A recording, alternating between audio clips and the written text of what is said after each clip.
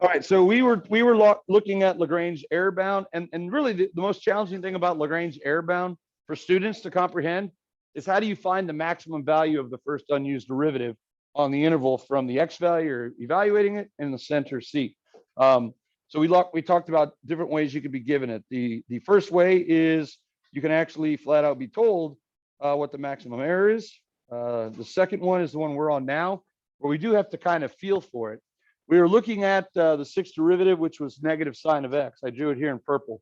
We're evaluating at 1 or set it at 0. I'm trying to find the maximum value of this function, the absolute value of the maximum value, from 0, which is here, to 1, which I said was about right here, because this would be pi halves, which is the local max. So these are the y values that I'm looking at.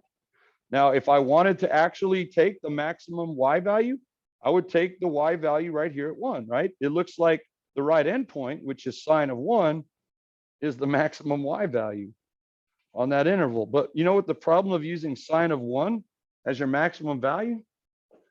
Sine of 1 is precisely and exactly the y value that we're trying to approximate to begin with, isn't it? If you think back to Friday. So that doesn't make sense. So what do? We have to go up. We have to extend the margin of error, but we don't do it like superficially, like, well, instead of, let's just say million, right? On either side. We go to the next biggest number that we are for sure will capture that value. So what value is that? 1, right? If I go down to -1, I know that sine of 1 is going to be smaller than that magnitude wise. And I know that I can go to -2 and do the same thing, but -1 would be the smallest upper bound that I'm comfortable with using. If we go too small and miss it on the underside, then it's a worthless error bound. So we're going to go up to 1. So we're going to let the maximum error, or as the AP calculus would say, the max value of the sixth derivative on the interval from 0 to 1 is 1. Okay, we're looking at magnitude, so +1. We take the absolute value of it. In other words, I mean, you could use -1 right there if you want, but remember when we put it in here, we have absolute values. All right, so now it says part B. Use your answer from part A. Oh, we didn't answer part B entirely. The part 2, I should say, of part A. So we'll say, so the maximum error, we'll use their terms, is 1. That's it. And that'll be the last part of here. Okay. Anything 1 or bigger is surely going to work. 1 is the best one to use. Okay. Now it says to find an interval in which sine of 1 has to live. Well, if you recall, our approximation using the fifth degree polynomial is 0.841. So I just have to say, okay, so sine of 1 is going to fall within beefy brackets on either side. And here's the case. Do I want to subtract 1 and add 1 to get the lower and upper bound, or do I just want to use my approximation as the lower bound? How will I know when to do that? I mean, you could certainly always subtract to get the lower bound, but you're trying to make this window as small as possible with 100% confidence. It's a 100% confidence interval that the answer is in there. Whenever you have an alternating series, that's when the next term could be negative and your sum can actually get smaller. Is this an alternating series? Yeah, it is. So I definitely want to take the 0.844 or 84166 and subtract the maximum error to get the lower bound. And then to get the upper bound, I'll do the same thing, but I'll just add it, 0.84166 plus 1. And I'll leave it like that. If you wanted to compare the actual value of sine of 1 to those numbers, you can. Could sine of 1 equal 0.87? Why or why not? Well, these are always the follow-up question. Yes, right? Yeah, boy, howdy, it could. Yeah, you're just comparing it to the interval you had above, and you could say yes, because you don't have to say yes, it could. You could just say yes because 0.87 is in the interval from part B, I think is probably the better way to say it. Okay. Right. And then, you know, they might give you one that's outside the interval, and then you would say no, because the number you're telling me is outside the interval. Like, could sine of 1 equal 2? No, because it's outside the, it's greater than 1.841, right? That would be the upper bound. So anything greater than 1.841 is outside the interval. Yeah. Now we actually know, because we recognize the function, we can actually, not using this, but we can actually formulate a smaller interval, can't we? Knowing what we know about the graph of sine, we could actually say the lower bound is 0.84166. But what do we know for sure about the upper bound? It can't be greater than 1, because that's how sine and cosine roll, baby, right? So would you get credit if you did that interval instead of the one above? Yeah, you still would. They get calculus people to grade your papers, and you've made the interval smaller. That's actually admirable, you know. It's very admirable. I can actually make it smaller yet. I forgot to subtract one. Sorry. We still need to subtract one for the lower bound, right? Because that can fall technically in positive land. But actually, I know that I can make that. Well, that'll be a negative number, right? Yeah, I could take 1 away. Yeah, if I wanted to, because I know that to get 1, it would have to be pi halves. So anyway, now we're kind of like, now we're getting into the finer details, right? But if you were to answer this question, this is what you want to do, okay? And then stop hammer time, right? Pretend this is red. Stop, okay? Because it's not asking you to construct the smallest known interval, right? It's saying using your information from above, and that's kind of a key to say, hey, we want to do that. So if you went ahead and you thought about it too much, and you're like, but I'm not sure, don't erase it. Just draw a line through it like that. And if you draw a line through it like that, the readers, as they're called, that grade your paper, that judge you, right, during the summer in your absence, they pretend they can't see it. And it's sometimes humorous, like, hey, look what this guy wrote, and the guy next to him like, I don't even know what you're talking about. I can't see it, right? And they're like, oh yeah, right? They got to have something to do. I mean, it's kind of boring to grade your paper, but it's mentally taxing, by the way, because they do read very carefully to make sure they're giving you full credit. Okay, so that would be the second way to get the maximum error. You kind of know what the graph looks like. That would be kind of like a parent function that you're expected to know the graph of. All right, let's look at example 3. Write a 4th degree Mach polynomial for e to the x, and then use the polynomial to approximate the square root of e. And here it is. Find the Lagrange error bound for the maximum error when the absolute value of x is less than 0.5. Boy, that's a lot to do on part A, isn't it? First things first, here we're going to go. E to the x. Do we put squiggles or equals? That's always an important question. Squiggles, because we're not writing the series, we're writing the Taylor or the Maclaurin polynomial. What's the center, by the way, if it's a Mach? 0? Good. So this is 1 plus x to the first plus x squared over 2 factorial. And then did it tell you to write the first 4 non-zero terms, or did it tell you to use a certain degree? 4th degree. So I got to keep going, man. Wow. Plus x cubed over 3 factorial plus x to the 4th over 4 factorial. Now notice this is not an alternating series. So we couldn't use the alternating series error, which would be the absolute value of the first unused term. We'd have to use Lagrange error bound, and that's what it actually says. Okay, so the next thing we're going to do, how would I approximate the square root of e? Oh, if you want to give this guy a name, let's give him a name. I'm going to put equals. You can do this in the front as well. How about m sub 4 of x? M for Maclaurin, subscript 4 for the power. That's typically the way you do it. Don't call it f. Try to call it like big T sub 4 or p for polynomial sub 4. And you can put it right after e to the x if you want. But the squiggles have to be right here when you're going from the action to approximate. Okay, so let's think about the square root of e. The square root of e is the same as e to the what power? 1/2. Oh, I know how to do that. All I got to do is I'll go all the way through and replace x with what? A 1/2, right? So I put squiggles again.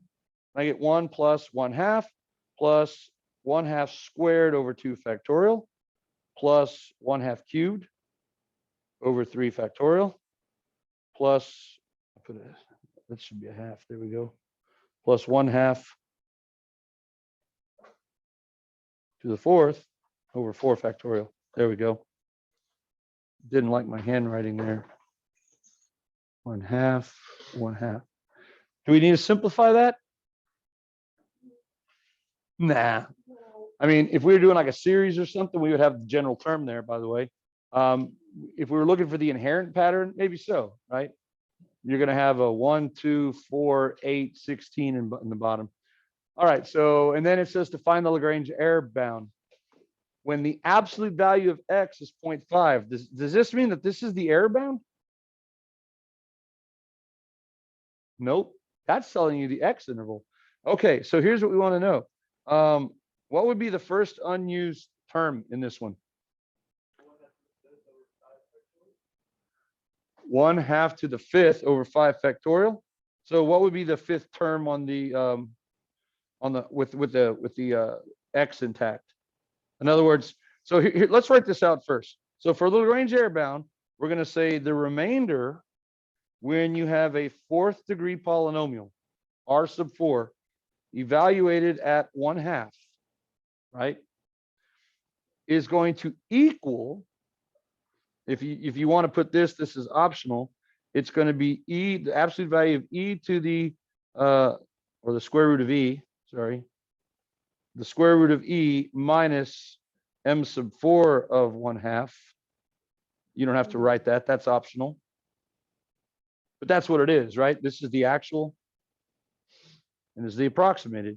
Or you can do the approximate minus the actual, doesn't matter. But that's optional. What you do need to write is r sub 4 of 1/2.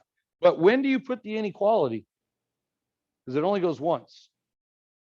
It goes as soon as you go to Taylor's form, okay?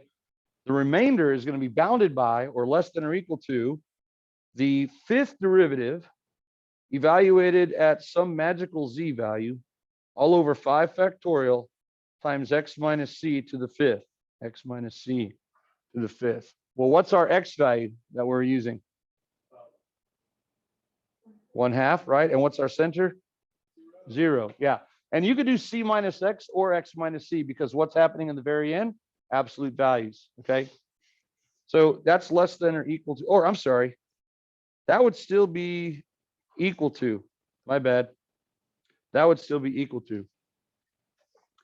Why is that still equal to and not less than yet? Did I actually put in here what the maximum value is? No. So once I substitute that in, that's where it's going to be less than or equal to. So let's see if we can figure that out. 5 factorial looks good. 1/2 minus 0 to the 5th is 1/2 to the 5th. How do I figure out the maximum value of the 5th derivative? Well, as Hank said, I don't want to have to generate that using Taylor's rule. So if I come up here, the next term would be x to the 5th over 5 factorial, right? Is that whole thing the derivative? Is this equal to the 5th derivative? No. Remember this, the 5th derivative evaluated at the center over 5 factorial, these are the coefficients. And then the x minus 0 to the 5th is the variables. So I want to know what this piece looks like. I want to know what that piece looks like. So the bottom is 5 factorial. Once I plug in the 1/2, the x is off to the side. What would the derivative look like?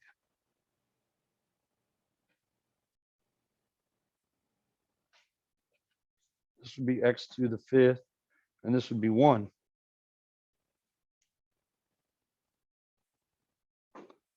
The maximum value of f of x. Well, what do we know about this? That needs to be a function. What function are we starting with? Let's just go back to that. So what would the 5th derivative of that function be? It would be e to the x, wouldn't it? Okay, yeah. So the 5th, so trying to figure it out from here is not really that helpful in this case. So in this problem, they're giving you a function, much like previously with sine, that repeats every 4. They're giving you the easy function, e for easy, right? So the 5th derivative is going to look just like that. Okay, and we're looking from the center 0 to 1. So what is the maximum y value there? Well, when you plug in a 1, you get e. And I know the minimum y value So this would be the maximum y value, and the minimum y value could be 0. Is it wise then to choose your error to be e? Because it would be the right endpoint, yes? This graph from 0 to 1 has a maximum y value at the right endpoint, which would be at y equals e. What's the problem with using e as the maximum error? It's kind of what we're approximating, right? A power of e, it's an irrational number. So what would be the next safest number to go to? Would we go down to 2? Would we use 2 as the maximum error? Right, we can't ever go lower. So what would be the next safe number to go to? Higher, 3. So yes, you have to act in this case like you're not really taking an AP exam, but like you actually are in a lab and you're trying to come up with a margin of error. Forget about what the AP people are expecting you to do. E is an irrational number. It's 2.7. I think to be safe, I'm going to come up here to 3 and just use that as my maximum error. Okay, so that's what we're going to plug in, and that's when it becomes less than or equal to. Now, I will tell you this, that in recent years, they've kind of gotten away from doing problems like this because it is kind of inherently, the idea is pretty easy, but it's inherently sometimes difficult. How do you know when to use a different number than the maximum value? Well, we didn't know what sine of 1 was. We don't know really what e is. It's irrational. So we kind of use the worst case scenario. So they haven't really done that much in the past. But this would be the answer. And if you wanted to simplify it, you certainly could. Okay. And then it says to find an interval in which it lives. Well, this is your maximum error. Let's just call this, I'm going to call that E. Now, normally I would write it out, but it's going to be, let's call this A for approximation and E for error. So this would be the square root of E would be approximately. Now, do I need to go down? Do I need to subtract the lower bound here? Is it an alternating series? 1 plus a half plus 1/2 squared plus 1/2. It's not an alternating series. So is there any way the actual value is going to be smaller if I just add more terms? No. So I can actually use A as a lower bound here. Okay. And then what would my upper bound be? It would be in my approximation plus the error. And then I know the square root of E would live in there. And if we had more time, you know, you could type this all out in a calculator and actually look at decimals. But that's the idea. Now, having said that, the alternating series did not apply. That's the easiest error to use. If it's a polynomial and they say, what is the maximum error? And it's an alternating series, you could just say, hey, it's the absolute value of the first unused term. But this one, we had to use Lagrange error bound. If you put as the lower bound A minus E and the upper bound is A plus E, you think you'd lose points? No, because you're not saying anything correct. And notice what it says. It says, use your answer for part A to find what? An interval. Is that a definite article? No, it's an indefinite article. So there are other intervals that would work. This one would just be the smallest. So if you want to subtract E, that's fine. You would still get credit for that. That's the extra analysis. Okay. All right. So let's get away from that and kind of go on to example 4.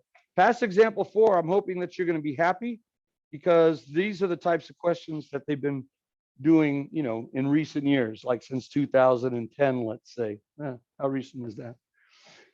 Calculator permitted. Okay, if you say so. The function f has derivatives of all orders. That just means take the derivative until your heart's content for all real numbers. Hey, the interval of convergence is negative infinity infinity. Assume that f of 2 is that, f prime of 2 is that, f double prime of 2 is that, and f triple prime of 2. Okay, I'll assume that. It's dangerous to assume, but on your behalf, I will, College Board. We've built a little trust here. All right, don't take a withdrawal on that trust account. I'm going to assume that. Hope it doesn't come back to bite me. Part A, write the third degree Taylor polynomial centered at 2. That's what that means. About 2, that's the center. And then use it to approximate, squiggle alert, f of 2.3, give 3 decimal places. Okay, so what do we have to do first? We don't know what f of x is now, like e to the x. So we're just going to put f of x. It's approximated by, and let's give this guy a name here in the front instead of on the back end. Taylor polynomial, how about t? Third degree, how about subscript 3? That looks good. Equals.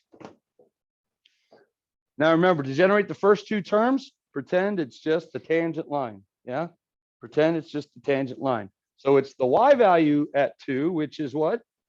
6, plus the slope at 2, which is 4, times x minus the x value of 2. That would be the tangent line approximation. That would be the linearization of f. But we going further. That's a degree 1 polynomial. So what's the next term? Well, now we're on, this is to the first, so now we're on this one. So now the pattern picks up. It's not just 4, but rather it's 4 over 2 factorial, right? This is really 4 over 1 factorial if you want, and that's really 6 over 0 factorial if you wanted to write that. But the pattern really picks up on n equals 2. So there's your coefficient, and then x minus 2 squared. Oh, yeah, I'm looking at the wrong, we've already used 4. Yeah, sorry. These primes are so close together. It's the second derivative, so it should be -7. I'll just put a -7 up there. How about that? Plus a -7. And then we're on 3. So now it's going to be plus 8 over 3 factorial times x minus 2 to the third. And make sure you have a squiggle in there, right? The squiggle goes between the actual function f and then the approximation, whatever you're calling it. Now, I didn't tell you to name the polynomial, but it's nice because saying 6 plus 4 quantity x minus 2 to the first blah, blah, blah is a mouthful. And you know what? I don't like the -7 there, or plus the -7. So I'm gonna pull that negative out front. I like it a little bit better. Is this an alternating series? No, it's not. It has one negative term, but remember, alternating series have to change signs on consecutive terms. Plus, minus, plus, minus, plus, minus, or minus, plus, minus, plus, minus, plus. This one's plus, plus, minus, plus. Nah, it doesn't work. So it's not an alternating series. So can we use the alternating series remainder? No, we can't. Okay. And now we're going to say f of 2.3 squiggles t sub 3 of 2.3, which equals, and then it's a calculator problem. So to do this, let me show you how I would do this on the calculator. I will pull the calculator up for this because we do want to learn some efficient keystrokes here. Oh, it's already, look at that, it's already clear. Okay, so here's what I would do. If I have to plug it in, we don't have to graph this thing, so I wouldn't take the time plugging that in Y1. But if I'm plugging in a 2.3, I would hit 2.3 and hit stow as X. I would actually call it X because it's just one keystroke. You don't have to put alpha X. And now just go through and type it in, right? Or you could just write it out, right? It's a free response, 6 plus 4 times 2.3 minus 2 minus blah, blah, blah. But you might need the decimal, okay? Because it does say to give 3 decimals. So you might lose a point if you don't. 6 plus 4 parentheses, I'll just type it in, x minus 2. When you do it from the home screen like this, it'll use your stored value of x. Anytime that you have to define the variable of like integration or differentiation, right? Like when we hit math 8, we have to hit the x. That trumps it and it means it's a variable again. But here it's just a number. So I'm going to actually get rid of this. I don't want to write that down. And then we'll just keep going. That's x minus 2 minus 7 divided by 2 parentheses x minus 2. So I took the liberty there of saying 2 factorial was 2. And then I'm going to go plus 8 divided by, I don't want to hit the factorial button. Oh, 2 squared. Yeah, I missed that. Thank you. Squared. But let's say you want to do the factorial. Plus, if you don't want to use the horizontal division bar, fight the urge. It's real easy. 8 divided by 3 factorial is math. Click to the left, probability 4. Math probability 4. And then times the parentheses x minus 2 to the third power. And that should give you a number, 6.921. Okay, take these things out. 3 decimals, is that 3 decimals? Yeah, okay. So that's the approximate value. Did we answer all the parts on part A?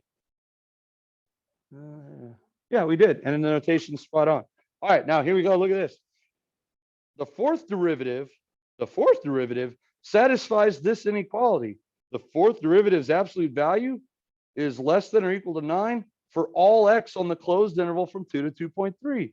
Hey, here it is. This was like dipping the toe in the water again. They're giving you the maximum error of the first unused derivative. Use Lagrange error bound to approximate, and the approximation to find an interval where it lives. So you can either use inequality notation or you can use interval notation. I like interval notation. F of 2.3 is going to fall within, so epsilon, 6.921. Can I use that as my lower bound? Or do I have to subtract the error here? Right. It's not like e to the x that I know all the terms are positive, or sine of x where I know the terms alternate. I know nothing about this function, and I've already seen one of them is negative, right?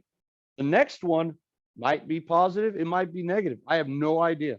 I don't recognize this function, so I'm going to subtract it. Yeah. So I'm going to subtract the maximum error, which is 9, and that gives you lower bound, and then 6.921 plus 9 is the upper bound. Now it's going to ask you, could it live in there? So now this is how where they get you, where you have to simplify. So what I'm going to do now is I'm going to store that as alpha A, and I'm going to hit -9 from my lower bound. So negative 2.079. And then I'm just going to hit alpha A plus 9. Or I can just type it in again. It wasn't like storing decimals there helped because it was a terminating decimal. So wow, that's a pretty wide margin of error, right? 9 units. So I create a pretty big interval. But here's the cool thing: in statistics, there's always a trade-off between how wide the interval is and the confidence that the answer's in there. They call them confidence intervals, right? We have kind of a large interval there, spans 18 units, but you know what? We are 100% confident, 100% that the true sum of f value of f.3 lives in there, 100%. Okay. Based on this information, could f of 2.3 equal 6.992? Explain why or why not? Well, yeah, it's sure. 6.992 is in that interval, isn't it? So we'll just say yes. You don't have to write it out again. Just yes, exclamation point. Because, or a comma would work well, because 6.992 is in the above interval. And I wouldn't just say the above interval because there might be more than one. And I'm going to say from part B. You refer right back to the section. Or I think on Friday we even said you can call this interval K or whatever.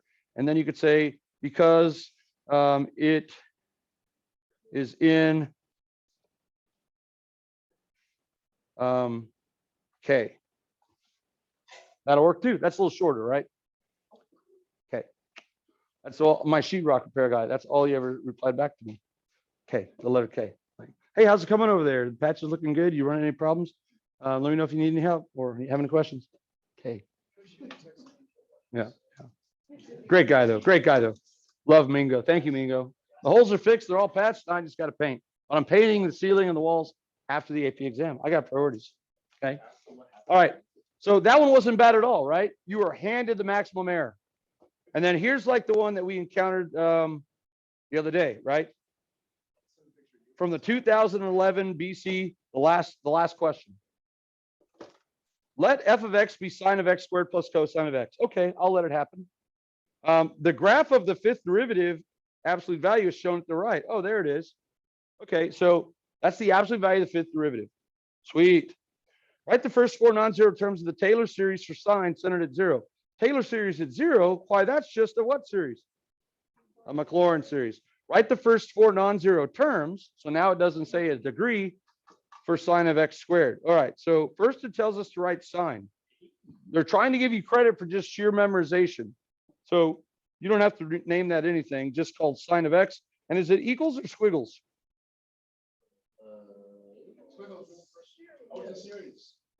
It's a series. When it says series, it's equals. If it says polynomial, it's squiggles. Got it?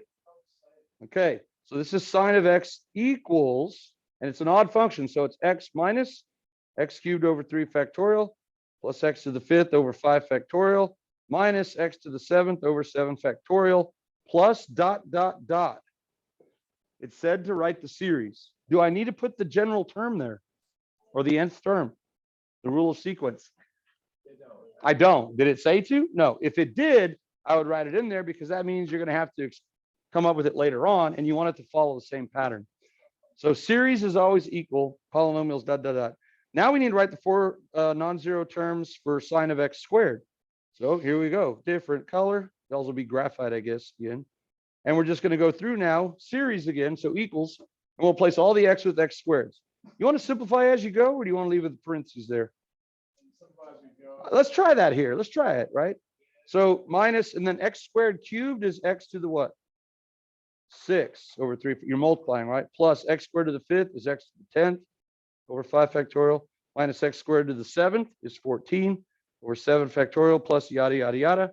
We're not modifying the general term. Now, if it did say later on, write the general term, I might retreat all the way back up here and apply the same techniques to it rather than reinventing it.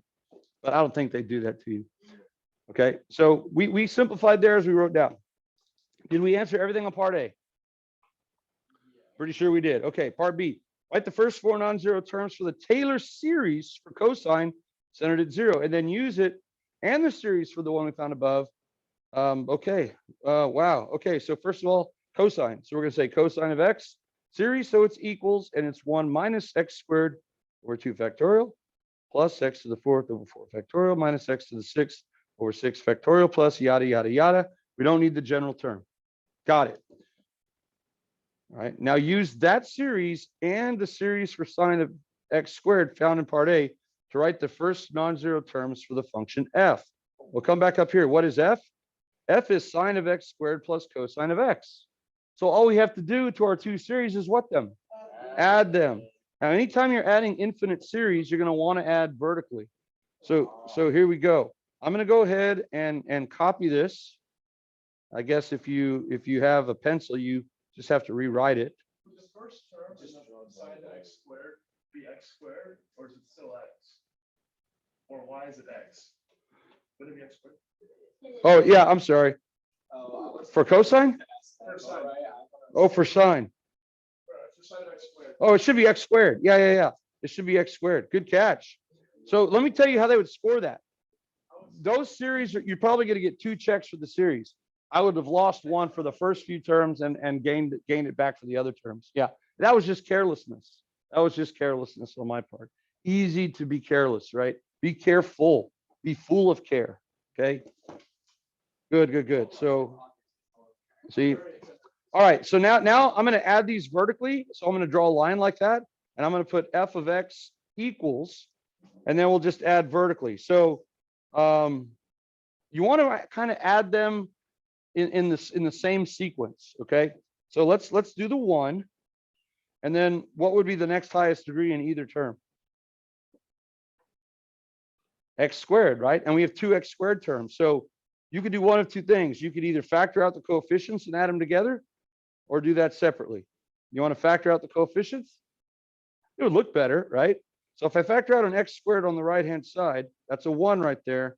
I'm going to be left with a 1. So I'm going to go plus 1 minus 1 over 2 factorial. Now, if you don't want to do that, you could literally just write them side by side. Okay. And now I'm going to have x to the, what's the next one? X to the 4th. X to the 4th is next, but there's only one of them. So it's plus x to the 4th over 4 factorial. And then what's the next degree? Okay, yeah, x to the 6th.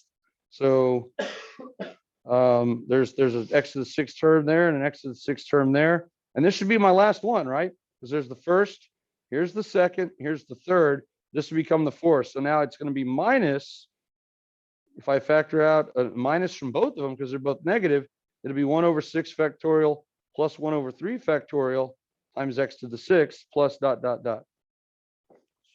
Okay. So when I say first, write the first 4 non-zero terms.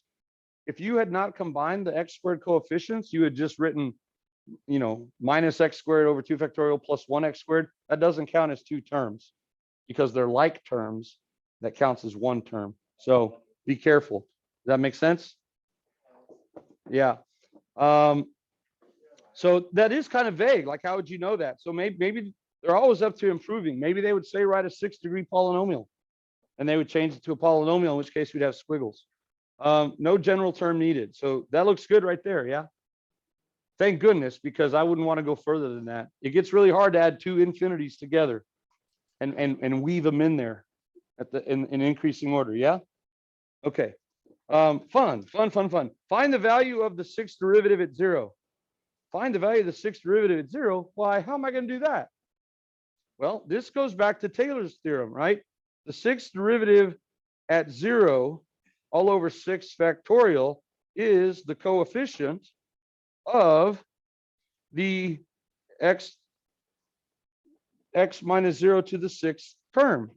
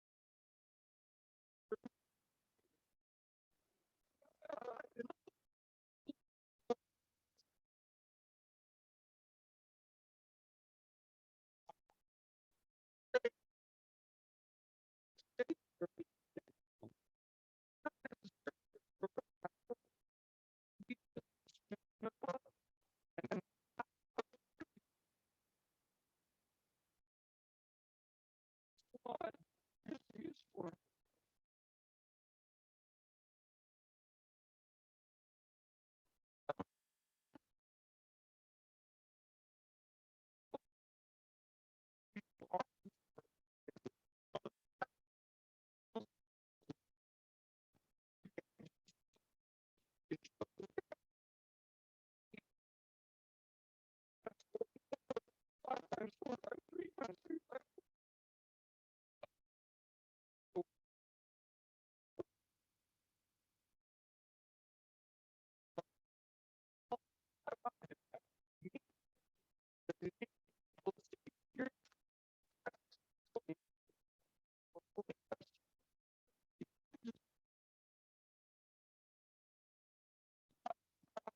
now underneath down to input, that's 1.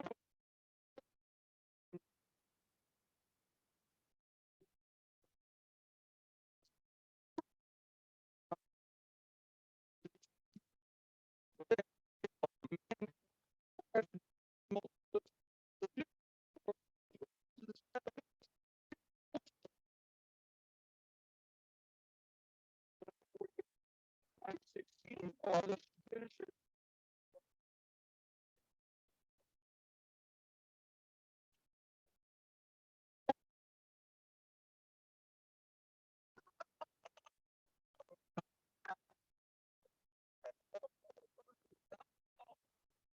Six,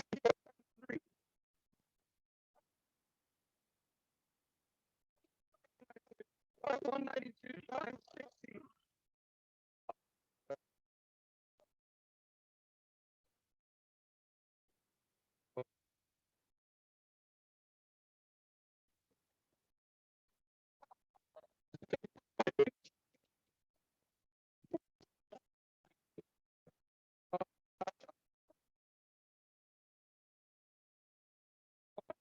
That is the other 2.